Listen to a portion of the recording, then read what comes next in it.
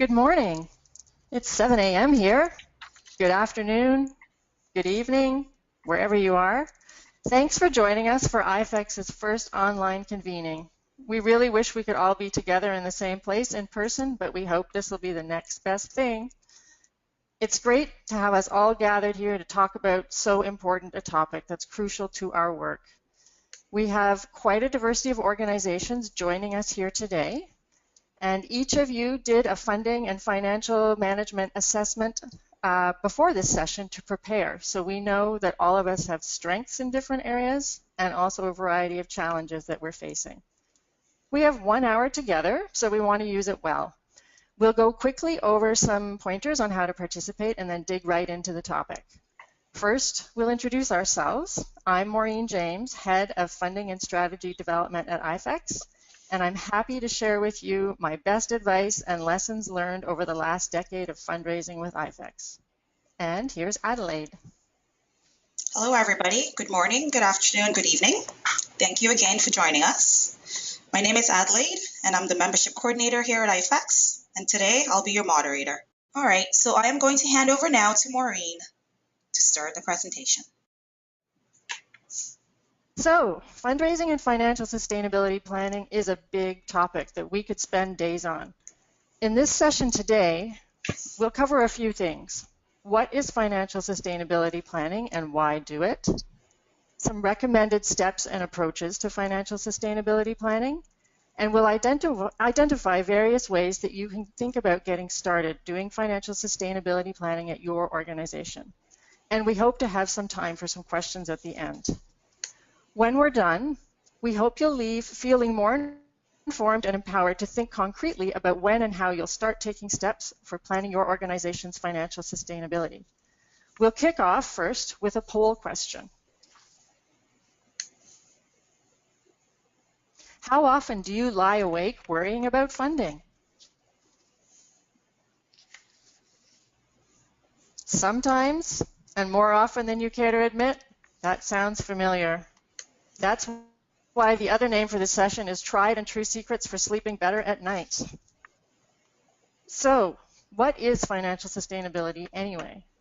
We came across one definition, which is the ability to know what you need to do to have the financial resources and reserves that you need in order to be able to do the program work that achieves your organization's mission. Having a financial sustainability plan gives you a framework for looking at your past, the context of your organization's work, and the risks you are facing so that you can plan for the future. What are the key ingredients? To become financially sustainable, organizations engage in planning processes and take time to analyze their work and context. They run efficient and effective programs. They attract financial support from diverse sources, and they build partnerships and networks. Well, that all sounds easy, doesn't it? If only. But we know that so much is happening all the time that it doesn't make this easy. We've got changing political situations everywhere, changing trends in funding, changing donor priorities, donor staff changing, not to mention the real-life urgent issues we deal with in our work every day and in the world around us. It's a lot to juggle. So that's why it's so important to take a strategic approach to your organization's finances so that you'll be better able to attract funding and more predictably. So why do you choose to do financial sustainability planning? To minimize that unpredictability and reduce your organization's vulnerability. To create confidence, both internally with your staff, with your board, and externally with your funders, with your community, knowing your sense of what the funds you need are and when you're going to get them and how you're going to get them will make you feel more confident. It also can help you build up savings and more unrestricted income that you can control. And of course, people who start webinars at 7 o'clock in the morning always want to sleep better at night. So that's going to be one of our focuses always. So, whoops. I'm going to stay on this slide for a second. Here's why we did financial sustainability planning at IFEX. As we started implementing our first real strategic plan back in 2010, we realized that we needed to think about how we were going to resource all of our big ideas in the plan financially over the 5 years. We were excited by our goals, but anxious about the money. We needed a way to manage our anxiety about funding. So when we started doing our own financial sustainability plan back then, nobody was doing this sort of thing. There were no models for us to follow, so we invented our own. And what we did was we took the time as an executive director, deputy executive director, finance director, and head of funding and strategy to look at ourselves. We looked back. We analyzed our program evolution since the start of IFEX in 1992, our membership growth, staffing evolution, and the evolution of our funding. Then we looked forward. We projected the future, looking at program expenses that we anticipated based on the strategic plan, anticipated membership growth, how we expected our funding would evolve, and identifying the funding that we already had secured. And then we looked at the gaps, so the money we needed, but we weren't sure where it was coming from. So we want to share with you some of the key lessons we learned in approaching financial sustainability planning. You may be familiar with many of these, or some of them may be new. We call it the 7.5 habits of highly effective financial sustainability planners. The first and most important one is having a strategic plan. It's an essential starting point.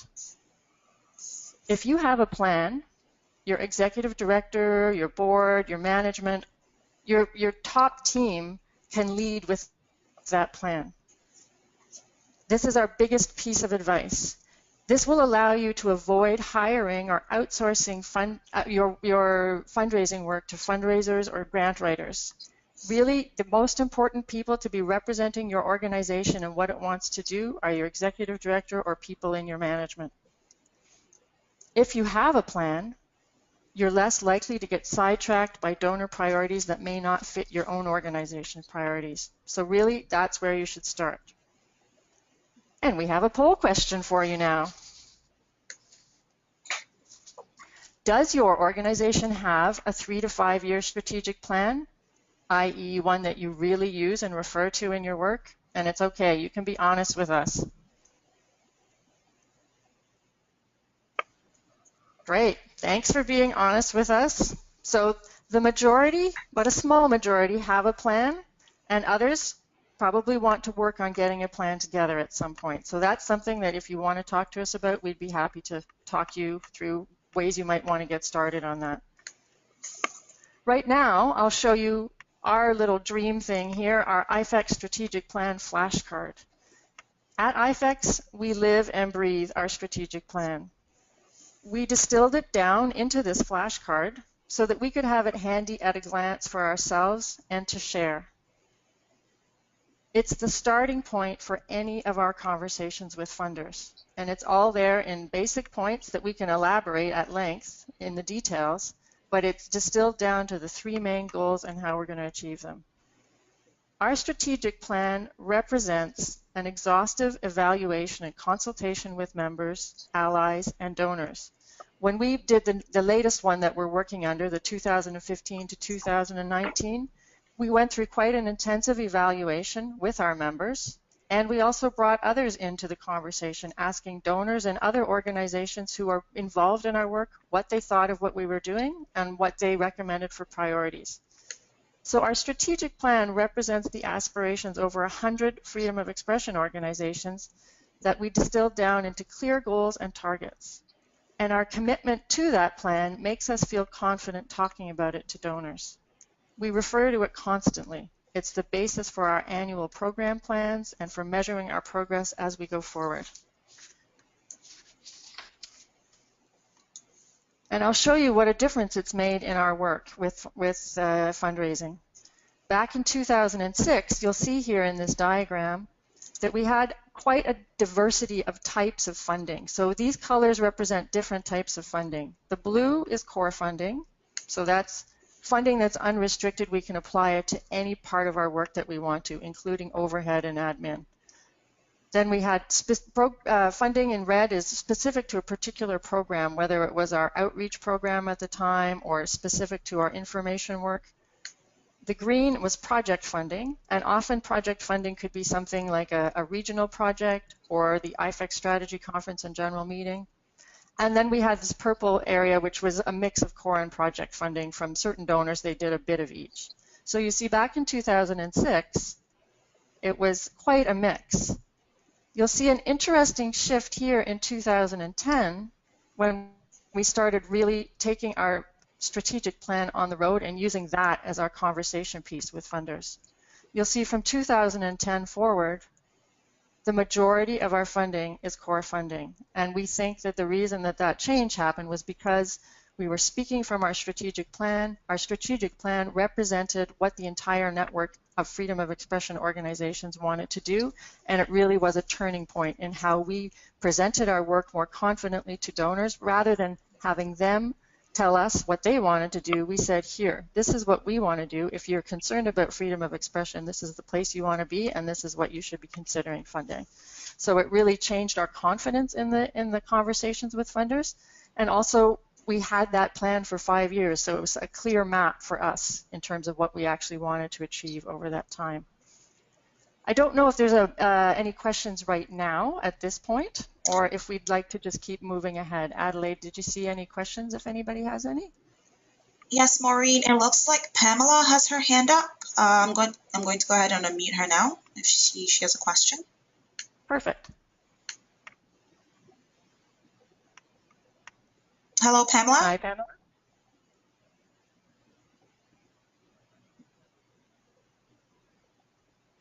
Hello? Okay. It looks like she doesn't have a question. We'll go ahead and move on now. Perfect. Okay, if she does, she can write it down in the questions section and we can come back to it later. So what that previous image showed you is that it's really helpful to get to know who you are and how you got to where you are today. That's our second habit. If you start with good financial management systems in your budgeting, your recording, monitoring, and reporting, they can give you the information you need to know your past, your present, and help you predict the future. We also recommend that you look at your environment, externally and internally, and do a SWOT analysis alongside your strategic plan. So internally, look at the strengths and weaknesses of your organization, and externally, look at the opportunities and threats that will affect your organization's ability to actually achieve the goals that you're setting for yourselves. Every time you do a strategic plan, you should do a SWOT analysis. Another thing that is very helpful is also to do a risk analysis every year to see how the risks that might affect your ability to deliver on your plans may be affected by what's going on in the world around you. And finally, we suggest you analyze your funding and revenue track record to date. So that can be looking at your organization's past funding and financial history, asking yourself questions such as, how have our programs and initiatives evolved and changed over time? Who have our funders been? What have they funded? How much did they fund and for how long? Which other revenue streams have we developed? And how fast or slowly did they develop? Which ones have thrived and which are no longer operating, and why? With good financial systems, you can use numbers, graphs, and pictures and words to describe how you got where you are today. So you can have some visualizations. And here's some examples of how IFEX has done some of these. In this diagram, you see IFEX's program history over time. So not only did the overall picture and budget grow over time, but the emphasis in different areas has grown and changed over time. So you see our campaigns and advocacy program in red, our member and network development program in green, information and audience engagement in purple, and management systems and operations in blue. This is another way of visualizing IFEX's funding situation. And this one, what I like about it is it shows the different types of funding again, the different kinds of agreements we have. So the blue is multi-year funding. Some of our contracts are for 3 or 2 or 4 years. Then the red is annual funding, which means we have to do a new agreement every year with a funder, and often we have absolutely no control over that. That's just the way it is. We always try for multi-year funding, but when we can't get it, of course, we're going to take annual funding. The purple sliver that goes across the top here, that is IFEX's membership fees from member organizations. So that's our own independent income, and it's right now it's our only source of independent income. So that's the piece that we can control. The rest is all in donor agreements. And this part over here in green, that's the part that could potentially keep us awake at night. We call it something, generic, other revenue to be determined, but really that's the unknown. So that's the part that we keep our eyes on. And as we get closer out into the timeline, each year the green becomes smaller because we do figure it out, but you can see over time it gets quite large. So that's the one that we focus our financial sustainability planning on. So, donors and fundraising. What's the score? What's the advice here? The most important thing about donors and fundraising is to keep in mind that it's all about relationship building. Staying in contact with your funders and keeping them informed about the good things and anything that you're concerned about is really a good practice. It's better to have them informed than surprised. So if there's something that's going on in your project, you should let them know if it's of concern to you. They'll appreciate that, and then you can, if you already have a solution, you can present your proposed solution, and if you don't have a solution, you can at least inform them and work it out together. If you only are getting in touch with them at the end of the contract, it's not really much of a relationship, it's more like a contractual agreement. Donors are people first, and it's important to get to know them. And in relation to that, knowing about them and their situation is really important. The more you get to know them, the more you'll hear from them about news or changes going on potentially. And if their situation changes, you want them to be able to give you fair warning if possible. Often donors will be in a position in an organization for quite some time, years maybe, but then their career may change or something may change internally, and you want them to actually be somebody who might let you know what's going on before it actually happens so that you have advance warning. So it's really, really important to stay in touch with them and get to know them. And then asking them about who they know. So you might have a fantastic funder in one place, but always, as you get to build your relationship with them, start finding out who do they know and who else they think that you should be in touch with. As they get to know your work, they're going to be able to be someone who can help you make connections and build new relationships. And you can consider making an outreach calendar so that you, over the course of the year, just schedule times when you'll check in with different funders that are already funding your work, ask them questions, see what's going on in their world, see what's coming up on their agendas. So it's good to stay in touch.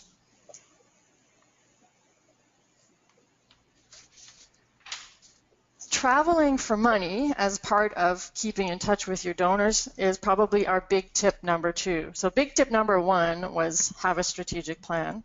Big tip number 2 is be ready to get out the door and shop your strategic plan around. You should take every opportunity to present your organization's work face-to-face to funders, and you should plan and budget for this.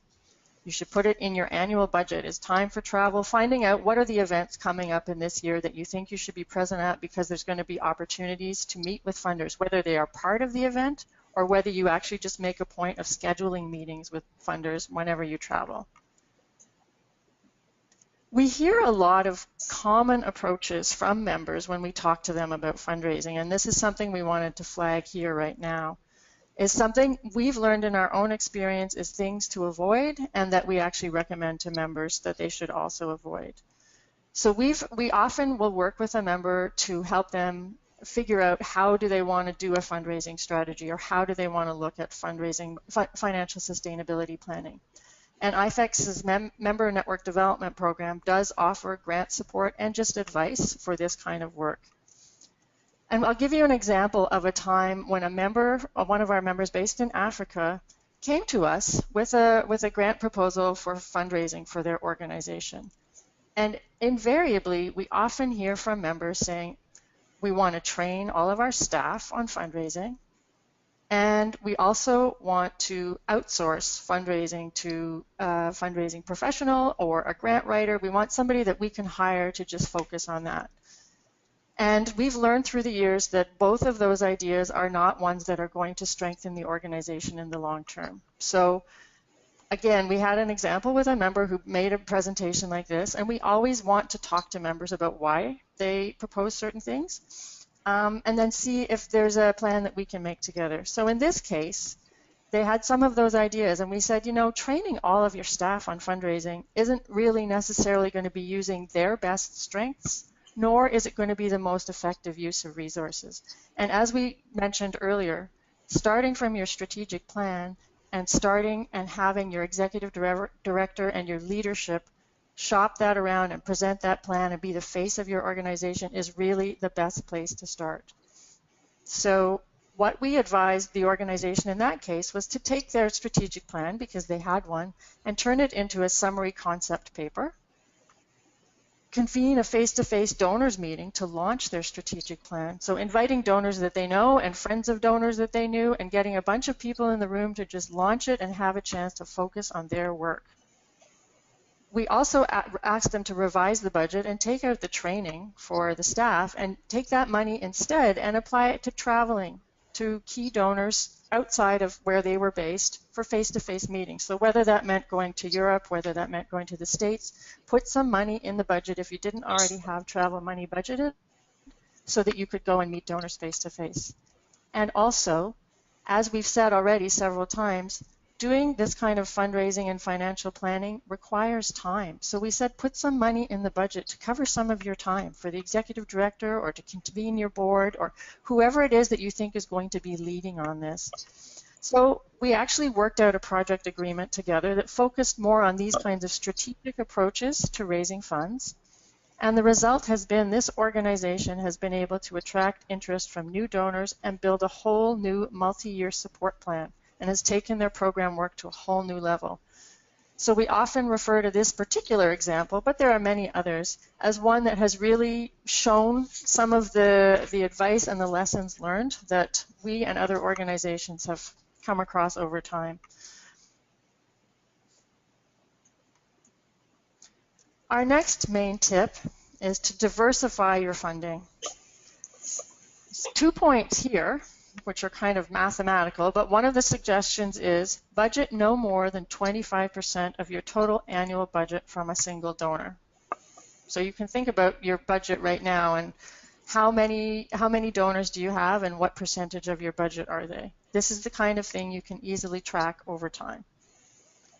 Another guideline is to ensure that you have multiple donors and overall funding diversification.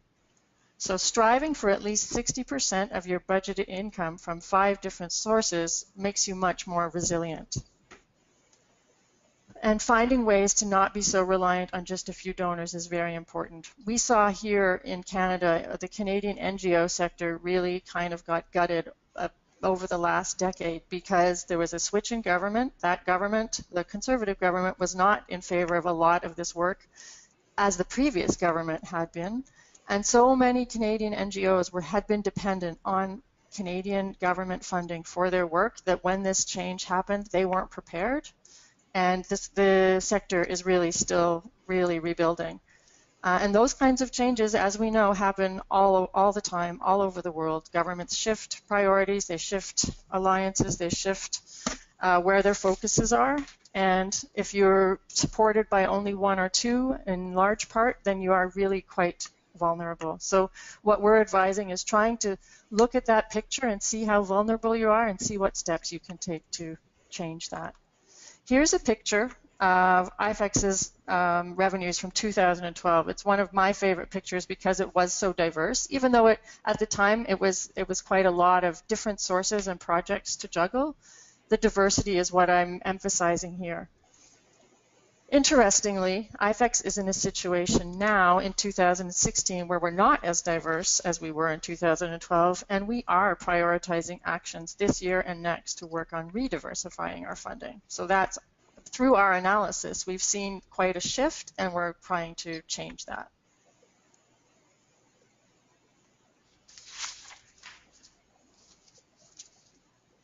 Habit number 5 is that you should do your best to try to build some organizational savings. Your unrestricted income, so that could be your core funding, should be sufficient to cover more than 40% of your, well, not your core funding, your unrestricted income that you have control over, which is not usually donor funding, should be sufficient to cover more than 40% of your total annual budget. But how do you do that?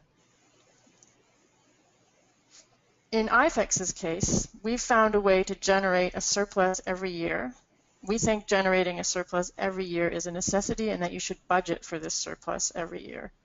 In our case, we only have one independent revenue stream, and it's our membership fees. So we've gotten the practice of budgeting that as a surplus every year, and we save that in our reserve fund. So we recommend that where possible, where you have an independent revenue stream, try to start setting some of that aside to build a reserve fund. And why do you build a reserve fund? For 2 main reasons: contingency and opportunity. Contingency means that you should be able to continue operating in the face of sudden decreases in external funding or other kinds of emergencies that may take place. So you're ready to keep operating for several months, maybe longer if possible. And the other happier reason to have a reserve fund is to give your organization the possibility to act on strategic opportunities that you didn't initially budget for, if and when they arise.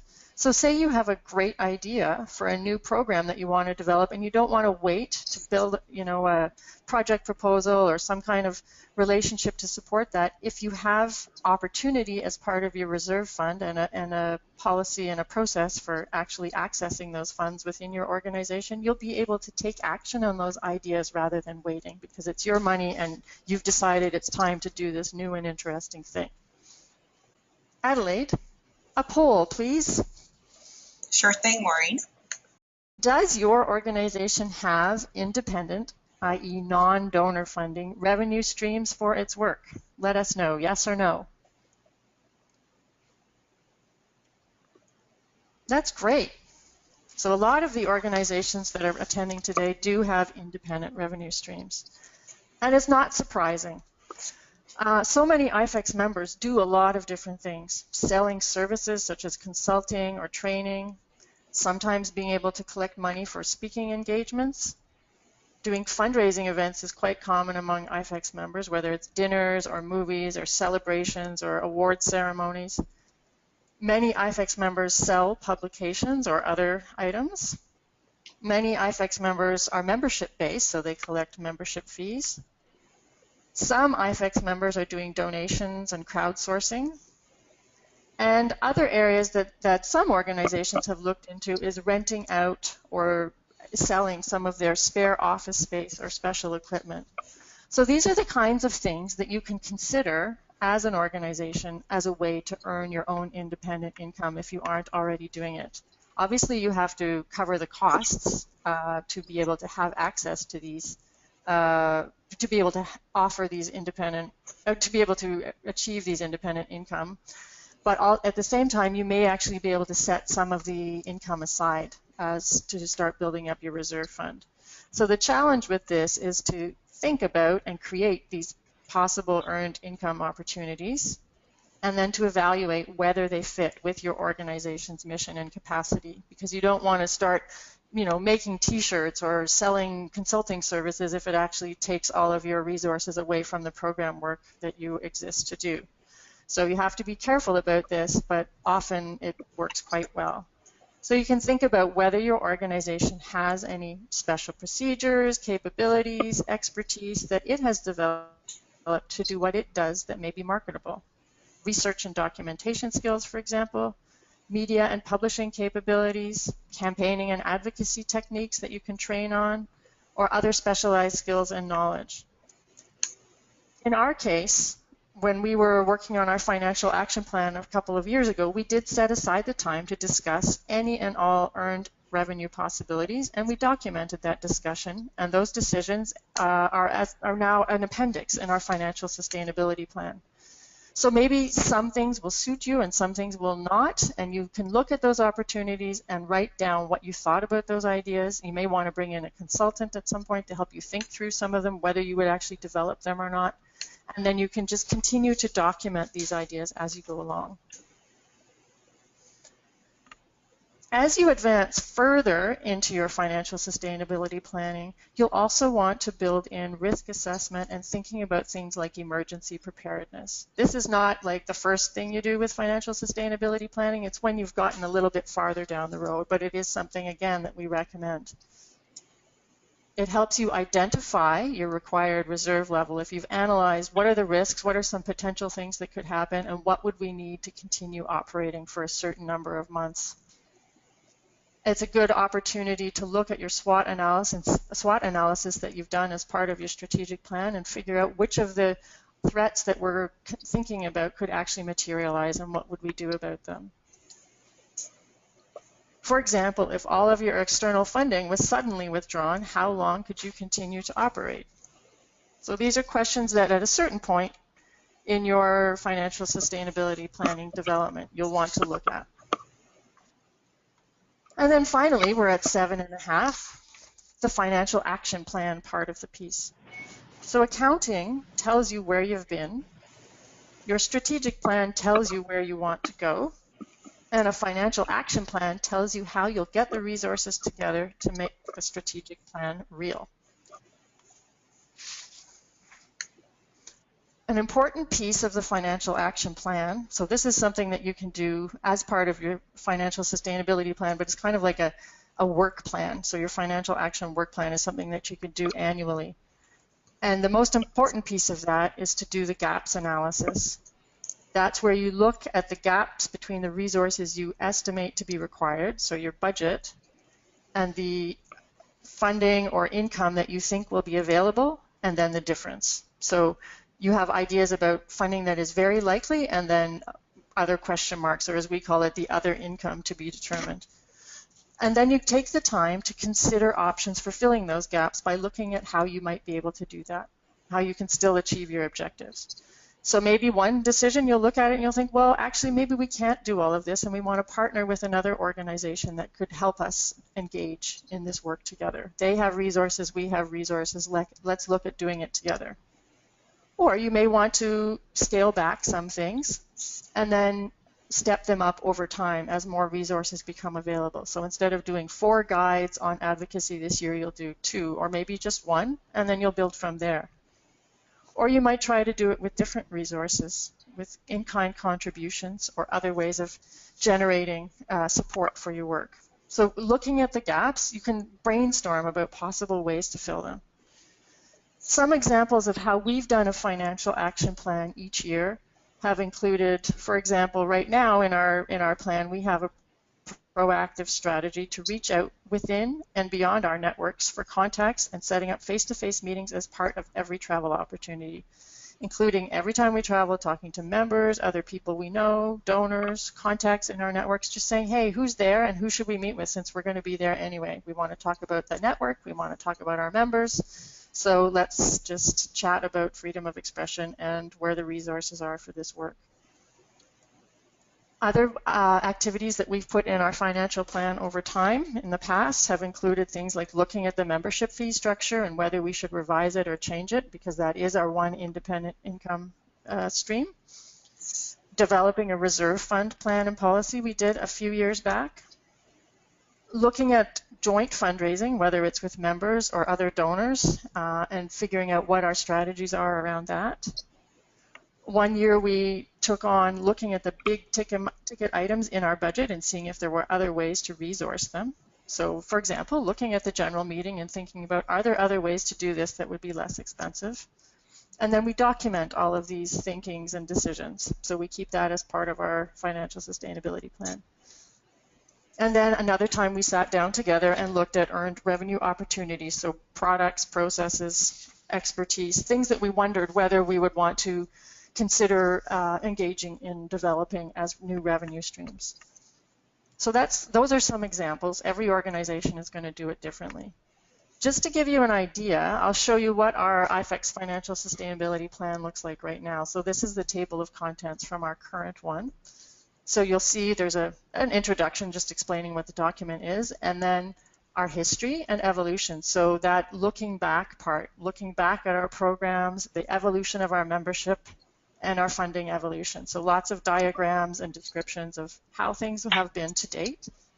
And then the forward-looking section, so the 2015 to 2019 analysis. It includes our SWOT analysis, our risk assessment, and then forecasting and all of the things that will impinge on our expenses and the revenue that we need to do our work. So we look at our programs and where we think things are going to change over time and have impact on our need for resources.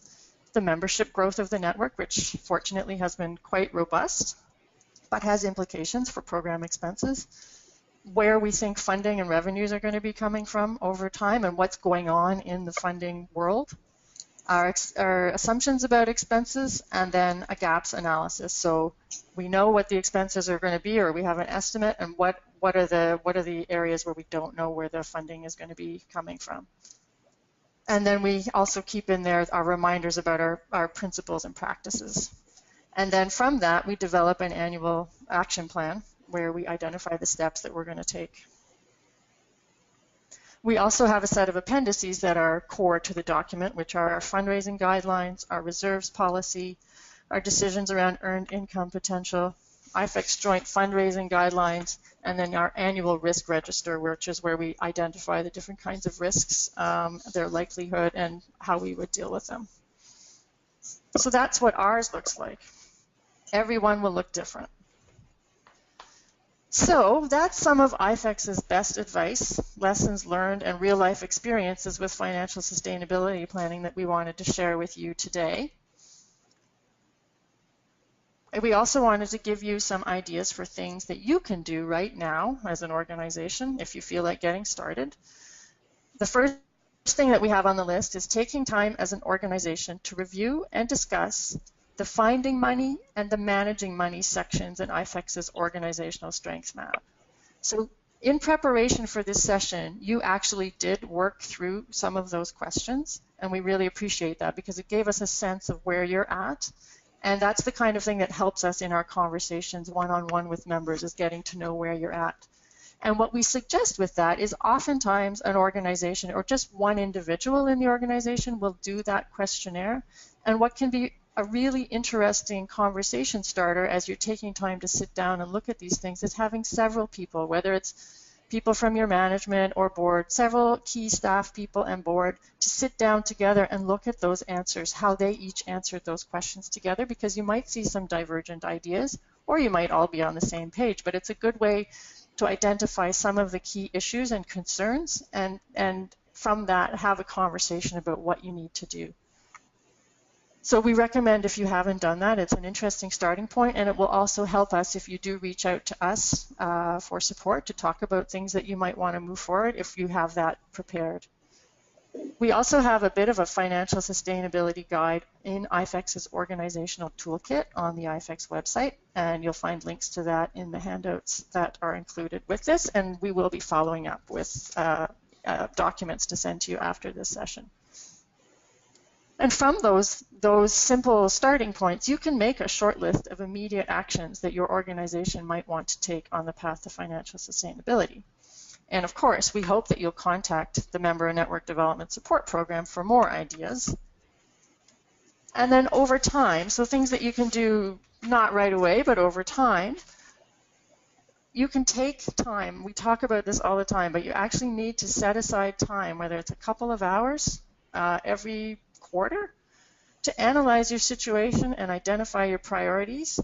We do know that there are some really excellent courses available. So if you're interested in financial sustainability planning, we're aware of some different resources that are available in different parts of the world. Some of them are short, intensive sessions, and some of them are sessions that build on each other over time.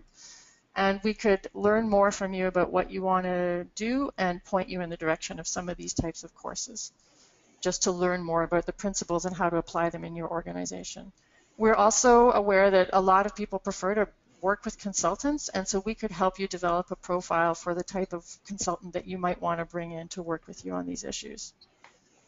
We recommend that you take this time to be strategic, bringing together your board, staff, donors in different ways, in different conversations. I think it's important to talk to your current donors when you're starting on this road so that they know that you're trying to do this kind of institutional strengthening. They may have other pockets of funding that is devoted specifically to this type of work. Some donors do. Or they may have ideas about where you could get that kind of support too. So being open with your donors that you are trying to change and become more strategic in your financial management is always something that they like to hear. And we recommend that you make review and revision of your financial sustainability plan part of your annual planning schedule. We look at ours every year. We update the figures, we update the charts, we look at the risk assessment, and we just kind of keep it going as we go along, just the same way that we refer to our strategic plan in the development of our annual program plans. We look at our financial sustainability plan around the same time. You can see from this image what we're suggesting is that you keep putting work into it, you will get more money, and your organizational tree will start to grow, or at least stay the same size. And we hope this session has actually sparked some ideas for you and your organization and helped to break down the issue of funding and financial sustainability into more manageable and doable pieces. We don't want you to stress yourselves by trying to do it all at once. We suggest you approach it in steps and take the time to do a bit more each year. So as we were talking earlier to CCIM around their question, you can start with a core piece and build around that. Start from where you're at, identify your priorities, and then you can add in the rest as you go along. So what we wanted to remind you is that we're here to help you get started and hope that you'll reach out to us when you're ready. So thank you again all for joining us. We realize it was very early in some of your areas or really late for some of you guys. And we hope you found the information that we provided really useful. Again, as Maureen said, do not hesitate to contact us at mndsupport@ifex.org as you start to think about financial sustainability at your organizations.